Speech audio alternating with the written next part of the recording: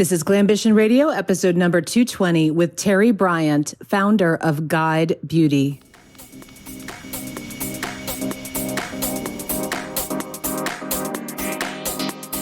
Welcome to Glambition Radio. I am your host, Allie Brown.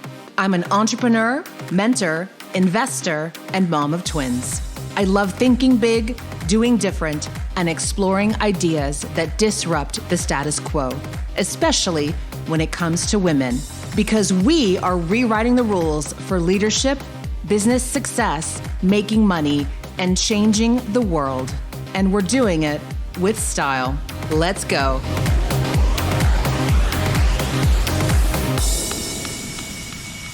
Hi, it's Allie. I am literally recording this in the car on the go. We are driving out to the California coast, make the most of the last of summer and to get out of the Arizona heat. And Brett, do you want to say hi? Hi, everyone. He's focused on driving, though. The kids are in the back. They have headphones on, which is perfect because I wanted some quiet to record this. Today's show is going to be a really interesting conversation. Terri Bryant is founder of Guide Beauty, and how this happened, this very category of one, talk about a brand. I mean, there's no one else who's done what she's done. For years, she was a famous makeup artist, worked with lines like Chanel and Dior and celebrities. And then a diagnosis of Parkinson's really got her not only looking at how she was going to still enjoy makeup in her own life and looking beautiful and feeling beautiful, but how she could create tools that other women could use who were in the same situation. And I'm excited Terri sent me some products to try as well, because she's finding all kinds of women are loving the tools. And Terri, I did bring them with me on the trip. I'm not sure if I'm going to get the chance to use them with the twin 7-year-olds trying to run around, but I will use them. I'm so excited because I've always wanted to do that winged liquid eyeliner. And if this will make it easier, I'm excited about that. So have a listen. Let me know what you think on Instagram is where I'm at most of the time lately. You're going to really enjoy this conversation with Terri Bryant. Terri, I'd like to know where you are right now. Oh, I am in Winter Park, Florida. That's supposed to be kind of fancy. It's pretty, right? It's supposed to be beautiful. It is actually lovely. I've known my husband we knew each other for about, I guess 25 years before we got married. And he was always trying to get me to move to Florida. And I came here, I'm going to be honest, kind of kicking and screaming from, New York to LA, then here. And now that I'm here and I'm looking at a lake, I was wrong. It's really nice. It's beautiful. I'd have been happy to come earlier. Yeah, and you got to do the tour. I did New York. I did LA. Now I'm in Scottsdale. People are like, "Is that on brand for you?" I'm not sure. But we love it now. You just go through phases, and there's so many great places to live. Absolutely. Yeah, even in the middle of a pandemic. That's right. I was excited to come across your story, and I just thought it was so interesting and refreshing, and a bit of beauty is, some can construe such a superficial thing, and the industry of beauty and makeup artistry. And then linking it though to especially women who still want to take pride in their appearance. There's just so many layers to this conversation in what has led you to come where you are now. But could we start back, when you first wanted to become a makeup artist and how you became interested in beauty? Yeah, it's interesting, especially because a lot of people, I think, may look at the beauty industry and makeup and see sort of that superficial side. And I understand that.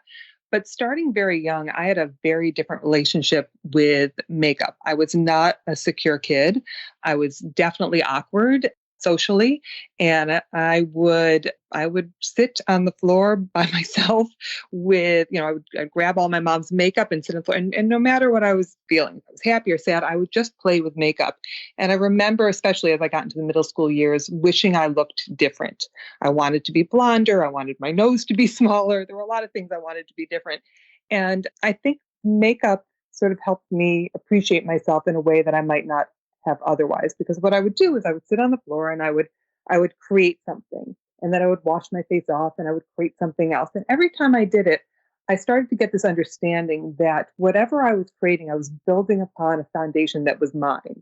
My face was the canvas. So I started to appreciate features and then ultimately started to appreciate the whole. And I think that because I kind of found a lot of confidence and self-worth out of that process, it became something I was very passionate about sharing with others. So, I know we look at makeup a lot of the times and we think, oh, it's about masking and covering and trying to be something other than what we are. But my experience was just so different that you sort of, when that happens, you just are you just become really passionate about wanting to share something so positive with somebody else. Yeah. So when did you know this would be a career move? So I went to college for elementary and special education. And while I was at school, I was working behind a Chanel counter.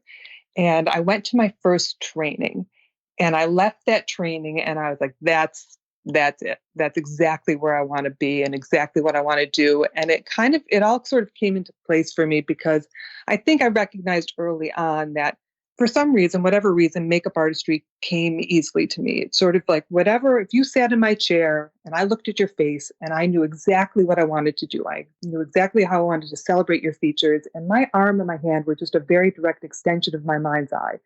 And so I would have people in my chair and they would ask me questions, show me how you did this. And I thought, well, of course, I can do it. So I'll show you how to do it. And then I realized that understanding the steps and the techniques, the application, didn't mean people went home and felt comfortable doing it themselves. Probably like any form of artistry, right? And so I thought, well, let me get into education. This is going to be the way I can share with people what I know. So Chanel was the beginning. Chanel was if you were going to start somewhere, I mean, right. What was okay? I'm dying to ask this really kind of a tangent question, but what was a Chanel training like? I'm just dying to know. Oh, it was flawless. Classy. It was so classy. At the time, I remember, I was so young, but at the time I thought everything Chanel to me was perfect. I thought I'll never, when you're younger, I'll never work for anybody else. This will be the only stop along the way. I was adamant. I was terribly wrong, but I was so sure. I remember you would go, they had these sort of A-line smock dresses we wore, and we had a little pin. And instead of saying that you were a Chanel analyst, you got to be French and you'd say I was a Chanel analyste. I love it. And I just thought I was so great. And I thought it was part of such an exciting world. It just seems, I was being exposed to a world growing up in Rochester, New York that I hadn't seen before. But I will say it was very polished.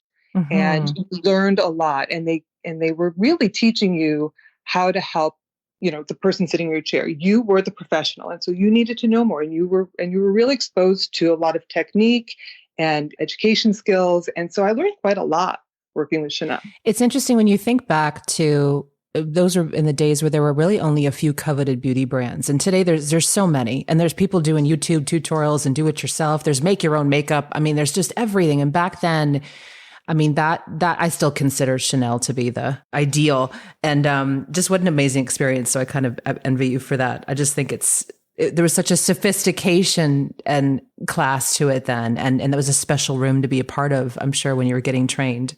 Yeah. I remember the trainer's name. I actually knew him because he actually worked at a counter in our hometown, and every woman in town went to see César 4 times a year. When a color collection would come out, you would go get your makeup done by César. And of course his name was César. Of course it was.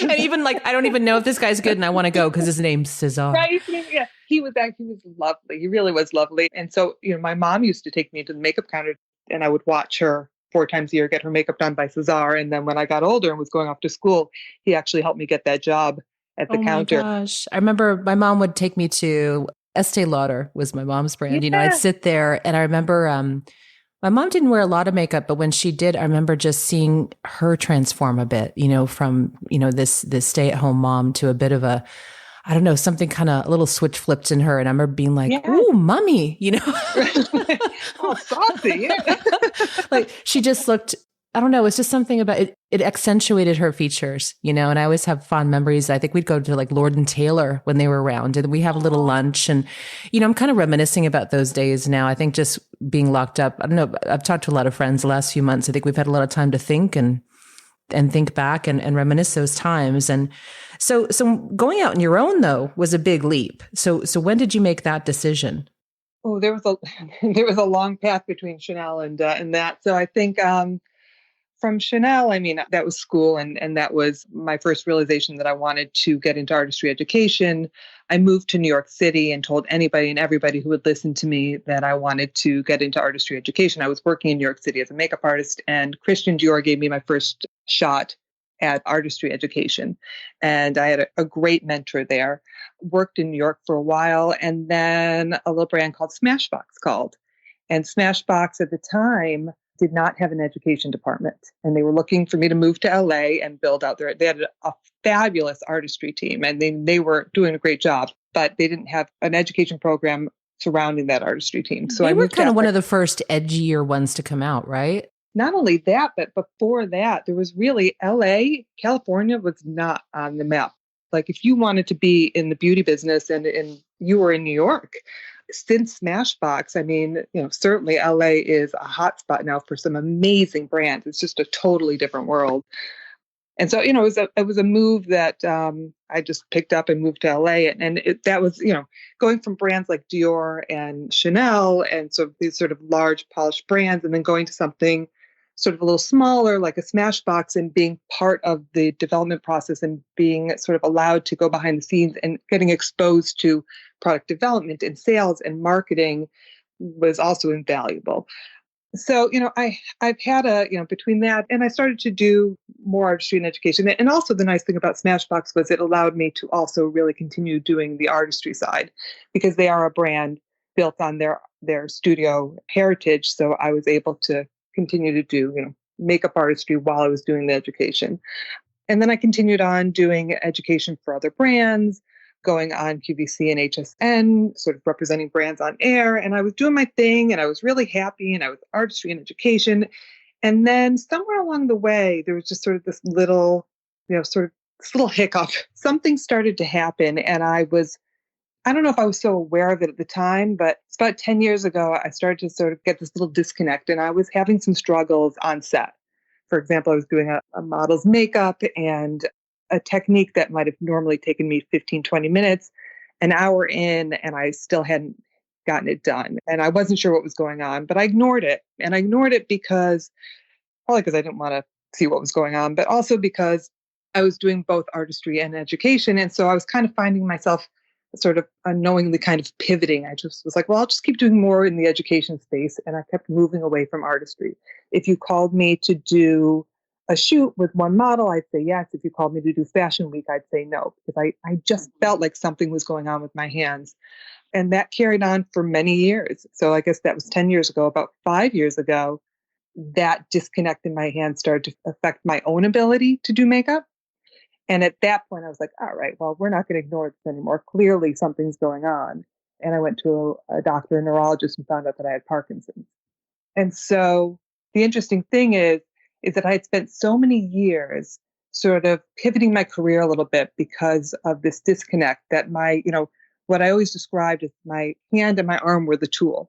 My mind saw it and they were this direct extension. And so for years, there was just this slow disconnect from that ability. And I ignored it for so long. And I'm fortunate because I had two loves. I loved artistry and I loved education. And I'd focused so much on the education, but I let go of a part of me for a really long time. And when I finally found out that Parkinson's was the reason, in some odd way, there was a bit of a relief because there was this moment of, well, now I know what's going on and I'm not crazy. So what do I want to do next? Can I ask a question? So Yeah, when you absolutely. first started feeling that disconnect, I'm trying to, in my mind, understand what that would feel like. Would it be like when you reach down to maybe like write your name, it doesn't work or something doesn't happen? It's in your brain, but your hand isn't doing the thing. What does it feel like? Such a good question. I think when I think about, in a way, yes. So, I mean, some of my earlier symptoms were, sort of lock up in the arm and some pain. But yeah, I think, artistry, I think when you write your name or you do some sort of techniques that are maybe, not that they're necessarily easy for anybody, but maybe they're sort of a little bit more commonplace. But with makeup artistry, you're asking somebody to do a lot of precision level skills, right? So like, I want you to draw a really tight line right across the lash line. That's a level of precision that you might even equate to a surgeon level skill, right? Like that's a fine line and that's a steady hand. The disconnect was I know the mechanics of good artistry. I know what it feels like to create that fine line. But when my hand went to do it, it was slower.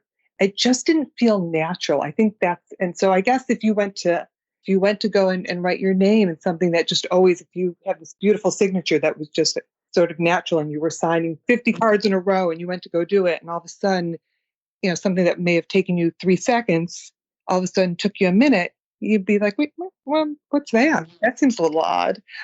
And so I guess it's actually a really good question. It makes me want to think about what I could equate it to. And it's interesting because it makes me think about how easily you can sort of ignore something like that when it happens slowly. Yeah. Yeah. Oh, you must have been, I mean, well, tell me how you felt. I'm going to guess how you felt, but tell me what you were feeling. I don't even want to guess. There's two sides. I sort of grew up as you don't complain and you just deal with what's in front of you. And you also, you don't want to say too much because one, you're not sure what's going on. And because I didn't want to admit something was wrong because I think I hadn't accepted that I had lost something yet. And so without knowing what was happening, I thought, well, maybe I could figure this out. Maybe it'll just miraculously pop back around again. So you're like, maybe I need more vitamins, right? You just start, right. You just, right. You're just hoping, like, is this like a D3 thing? You're probably like, looking online, hoping like, please tell me this is like magnesium or something I could pop, like a pill. And the funny thing is that, but I would go to doctors along the way, or I would see experts, and they would say things like that to me. I would get a lot of, well, you're getting older and these things happen. You're probably not working out enough. I don't see, your arms look a little, I see a little flab there. You're building your muscle strength, or I get all sorts. And I was like, oh, well, you almost, as rude as it is, you'd be like, all right, I'll go with the flab in my arm. That must be, if that's it, at least that's not a major health concern. It's the fact that I refused to go to the gym and pick up a weight. I had gone to see a lot of people who had just sort of passed off as, it's probably just the fact that you're getting older, and it's probably the fact that you're not, maybe you should be in better shape, and maybe you should take better care of your health. And are you drinking enough water? Are you getting enough rest? Are you stressed? There was a lot of that. And so you just think, well, all right, well, that must be it. And so, yeah, I think, I miss it. I certainly was missing it, but I just don't think I had accepted it. And until you accept it, it's hard to mourn something completely, because I wasn't accepting that it was totally gone yet. Who was the doctor who finally knew what it was? Like how did you know where to go, and what type of doctor was that?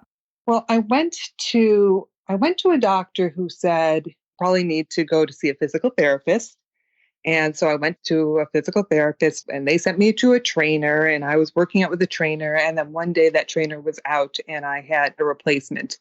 That replacement actually had, her husband was a neurologist. And she was with me for, I kid you not, less than a minute, and said, would you excuse me for a minute? And I said, sure. And she came back. She actually went and called her husband and said, something seems odd. She went to go sort of stretch out my arm, and it seemed locked to her. And she came back and she said, I don't want you to panic, but I'd like you to call a neurologist. Doesn't mean there's necessarily something wrong, but this is not just you need to work out, you need to stretch your muscles kind of moment.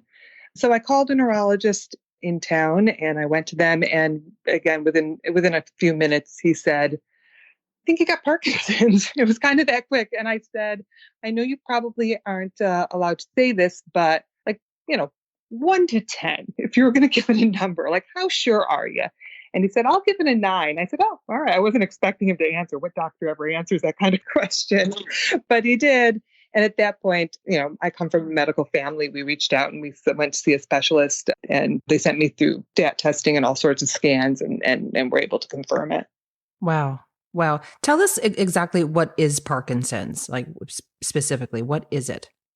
It's a neurological disorder, and it affects people in different ways. So I guess the easiest way to look at it is a lack of dopamine. And so there's a disconnect. And so the symptoms present in different ways, and sort of how you progress with the disease is different. Similar to, actually, my husband actually has MS. So very different diseases, but it's kind of all over the map in how the symptoms present themselves. I think a lot of people, when they think of Parkinson's, you think of the most identifiable, which is sort of, you think of somebody who's maybe a little slouched over or has sort of excessive shaking. But Parkinson's can also, when it first presents, it usually presents in one side of the body predominantly, and you may feel sort of sort of a stiffness or a locking in. So what happened to me first is that little disconnect I was talking about was the inability of my fingers to completely move independently from one another on my left-hand side, which is my predominant side. And then as it progressed, I moved up into my shoulder, which would lock into place. And I would have to physically sort of have somebody sort of crack that lock. And then, there are all sorts of symptoms that come with it. You may have, because you don't have sort of dopamine, which is the sort of the happy mood sort of filling into your brain, you can present with symptoms of depression. You can maybe hard to smile. So a lot of times they tell people have a masking effect to their face. So it's interesting because when you meet somebody with Parkinson's, it can be very visible or you may not see it at all. I have what's called young onset. And so most people who present with Parkinson's, my father actually has it as well. And we found out he has it after I found out about myself. And he's in his 80s. We're both doing just fine, but his symptoms are a little different than mine. For young onset, they say the prognosis generally is actually, can be better, but certainly, you just don't know. So how did you feel immediately this would affect your career, and what are all the things that went through your mind? I'm sure your first thought wasn't, I'll start a makeup line. Like how did that evolve from here? What did you do? It kind of was in a way. So, really? Tell us. And actually, my dad is the retired physician. He came with me to that appointment when I first found out, and they came in and they confirmed the diagnosis. And when we left the room, I remember my dad saying to me, "Sweetie, you kind of look like you blanked out there for a minute. Are you okay? Where did your mind go?" And I'm sure other things crossed your mind, but the truth is, one of the first thoughts that flashed in my brain is, how am I going to continue to do my makeup? And so, I could think of, and I thought about, if this is to progress, what is my game plan? Because how I put myself together and how I present myself, that's something I've always been able to own, and it matters to me, and I don't want to lose that. And so I thought, well, I could get my hair blown out once a week, and a caftan and a cocktail ring is a fabulous outfit and easy to put on. This is all going through my head. But I'm sorry, I love this. He's trying to give you like this whole prognosis, and you're like, okay, I can put on a caftan. Okay, I can get the hair blown out, but what the hell am I going to do about my makeup? This is all swirling. It's all swirling. I know. And people think I would be doing the same thing. I'm like, okay, move to a slide shoe. Right. And the thing is, for a minute, I didn't want to admit that to people because I thought they would think it was shallow. But then I realized, no, this is valuable. This is important to me. But with makeup isn't a blow your hair out once a week kind of moment. Makeup's a daily thing. And I'm looking at my husband and I'm looking at my father. Thinking of people. I'm like, nobody's going to be able to do this for me. And it mattered to me, because it's how I put myself together and how I am able to present myself, and that's valuable to me. But makeup artistry is not just my livelihood; it's my passion, it's my creative outlet, it's the way I've connected with people. I mean, going back to that awkward kid who learned to appreciate my features through playing with makeup. Makeup's also the way I started to make friends. When I didn't know how to connect with people, it's amazing how quickly you can bond with somebody when they're in a makeup chair. It's this very intimate moment, right? Where you're focused on them and they appreciate it. You're celebrating their features. And so there's a connection made. So there's so many reasons I didn't want to lose it.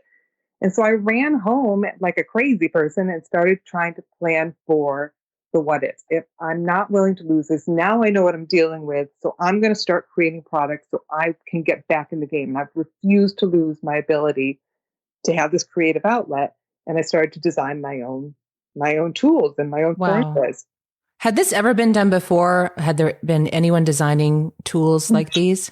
No. And, and it's interesting because my passion in my career, is sharing artistry. I had always been devoted. I always saw that there was a disconnect. I always saw that makeup artistry was challenging for people. So I was so sure I could teach people a better way. And so I was focused on teaching people with the existing tools and the existing formulas in play. And what I couldn't create and what I couldn't solve for was something I hadn't felt before.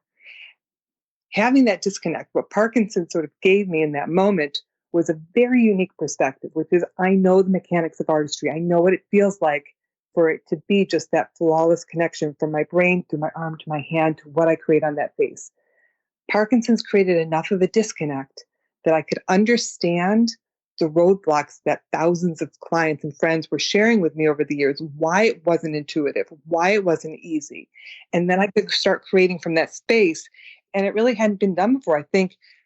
And I don't think it's from a lack of caring. I think people have created things to be more accessible, but they haven't sort of taken the moment to take a look at what we have available to us now. And is it as intuitive and is it as easy as it could be for the whole? Until I saw that video of the girl using your tool to do like a winged liquid eyeliner, I would not even try it. And you're just seeing that tool and how you kind of get some extra leverage. Like you could tell by watching it. And I'm so excited because I got the box. It's sitting here. I can't wait to try it. Oh, I can't wait. Yeah, it just seeing that going like, oh, I think, because I remember in the past even, and I'm sharing this so everyone understands, like if you've ever, all of you listening, if you've bought the liquid eyeliner and then, it sits in the drawer because you tried it once and it looked ridiculous. Yeah. Like all of us can use this product because it gives you, like, even explain what it does. I thought of the word leverage because it kind of gives you a balance, but what are the things that these tools do that are usually missing when we're trying to replicate a look or a technique? Leverage is a great word. I do have to tell you that I love that you pointed out liquid liner because I also want to point out for anybody who's ever struggled, no professional makeup artist has ever uttered the sentence or sentences, "I'll be there in just a second. I just have to throw on this liquid liner."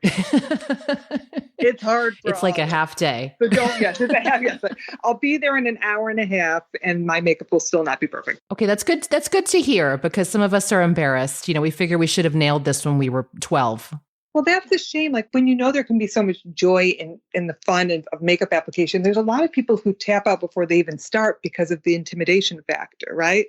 And that's a shame in itself because it should be fun. It's just makeup. Like it should be fun. So I think when we went to design this, I had started with my own designs, but I could only get so far on my own. So we ended up bringing my designs to a design team that specializes in ergonomics and human factors engineering and started to approach the design through what's called universal design so that we could look at sort of some of the greatest challenges where people hit barriers and not just create sort of adjustments to existing tools, but reimagine the tools to make them easier for all. And some of the greatest leverage points we could find when you talk about, again, leverage is grip, grounding, stability. If you watch somebody apply makeup, or if you think about when you apply makeup, just the next time you go and do your eyeliner, your mascara, pay attention to your hands. Most of us are constantly looking for ways to help steady and ground our hand for application. We do it instinctively. Like we're trying to figure out how to make it a little easier on our own. So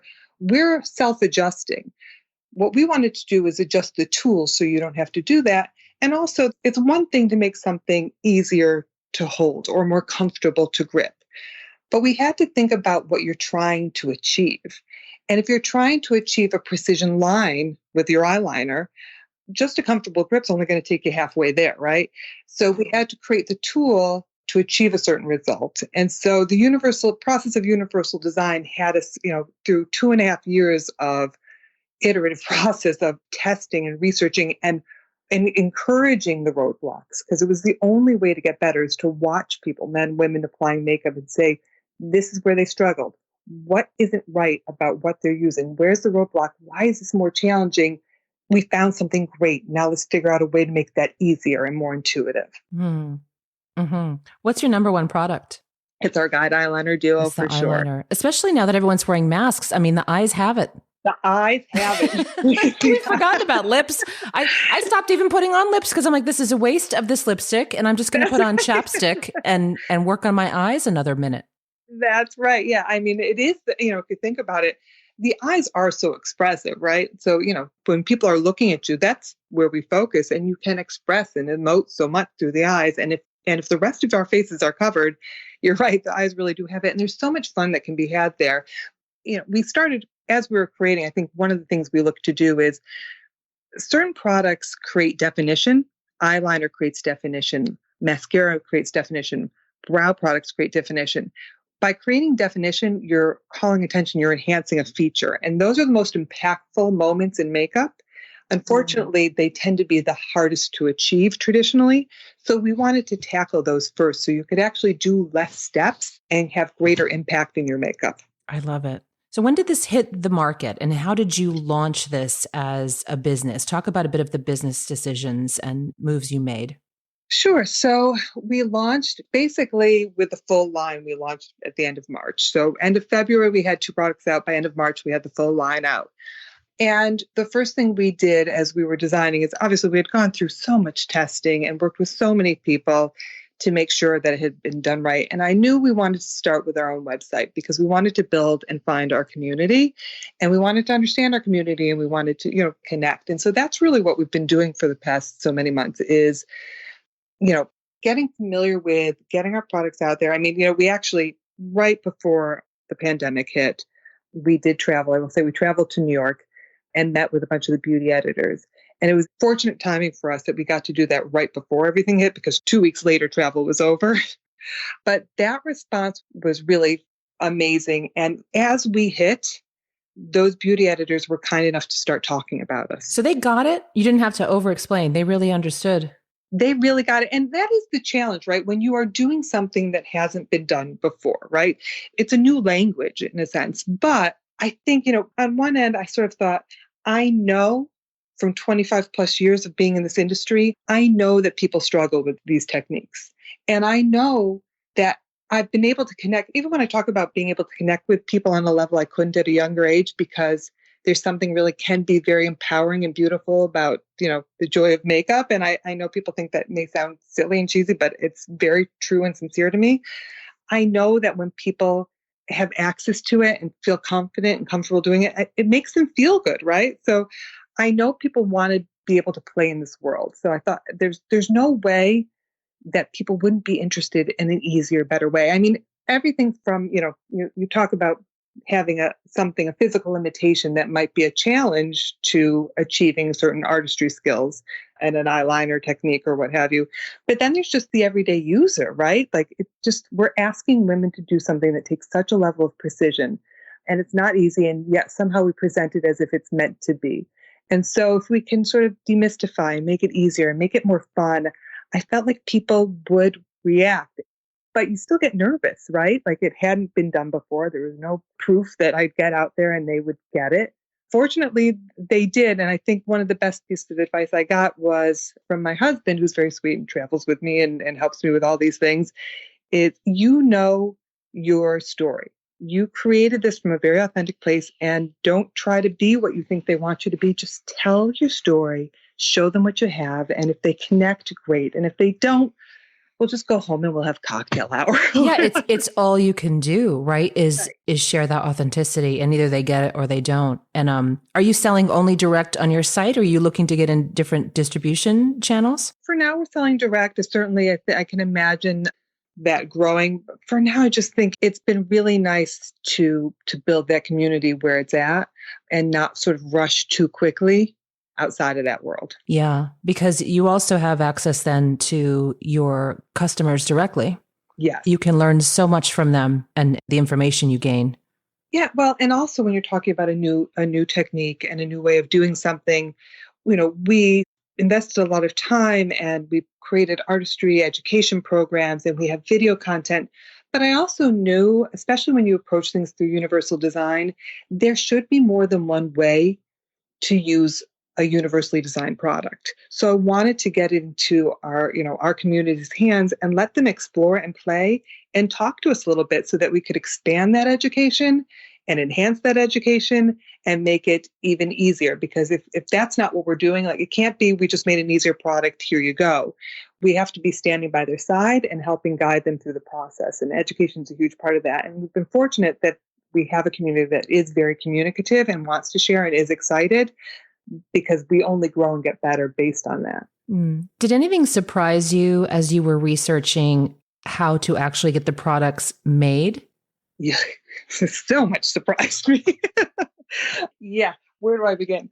It's funny. I think even when I started, somebody said, no matter how much time you think it's going to take so much more. And it definitely did.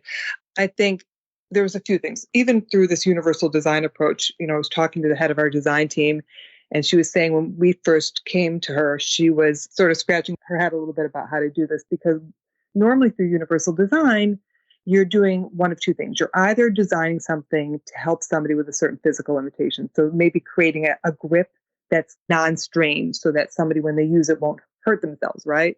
And on the other side, for universal design, they were creating things that were precision surgical tools to get very precision techniques. Just two very different worlds. And we were asking them to do both. We want you to create these tools. We want them to be comfortable to hold. We want them to be non-strain. We want them to be able to execute a precision level skill set. And oh, P.S. and by the way, they need to be beautiful, because the aesthetic matters, because part of the joy of it should be like picking up jewelry and off of your vanity to apply your makeup.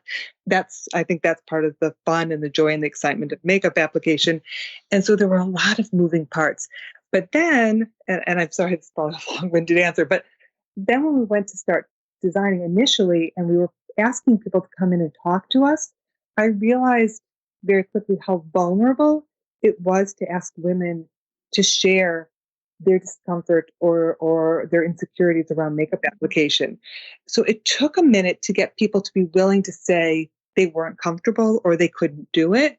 If they showed up, they might say, I have no problems. I only use the lipstick and the tinted moisturizer because that's all I care about. And so you had to connect for a little bit first with people. People weren't just going to jump in and test. You had to actually create a little connection and let people know this was a safe space to be vulnerable. And sometimes I think I forget that because I've been playing with makeup so long that I don't care. I'll wipe my face off. I'll make a mess. I'll take it up. Somewhere along the way, we made people feel, and I'm a part of this beauty world, so I'll put myself in that mix. We didn't make people feel comfortable to play and explore and make mistakes. And so it took us a little longer to get people to work and play and show us their vulnerabilities so we could find where those roadblocks were. Oh, that's fascinating. So guidebeauty.com is where everyone needs to go to check it out. Tell us a bit about the products you have available right now. Absolutely. So we have our Guide Eyeliner Duo. And if you've ever struggled to get your eyeliner on, whether it's like a tight line across your lashes or you love to play with a little wing, the Guide Eyeliner tool is designed to help steady and ground your hand for application so that you can sort of simply and easily glide that product along. All of our tools are sort of easy to hold and comfortable, and hopefully you'll find them beautiful. We have our Lash Wrap Mascara, which I don't know if you've had a chance to open the Lash Wrap Mascara, and also our Brow Moment, which is for the brows, which comes in 3 shades. But they have these lovely little handles, these little grips. I call them rings. I love a good cocktail ring. So imagine a little ring that you slide your fingers through, and it just loosens up your hands so that you don't have a tight grip, so that you can easily ground and steady your hand for application. So you'll find sort of this easy, effortless movement. All our formulas are vegan and cruelty-free and non-toxic. And yeah, I think if you're looking for just a beautiful way to give definition to your eyes and brows, I just think it's a really sort of enjoyable process to play. Oh, I can't wait. So excited. Yay. Yeah. Because I'm embarrassed to share this. It's a makeup story. I've been using solely like Clinique Quick Liner, for like 15 years. Hey, if it works.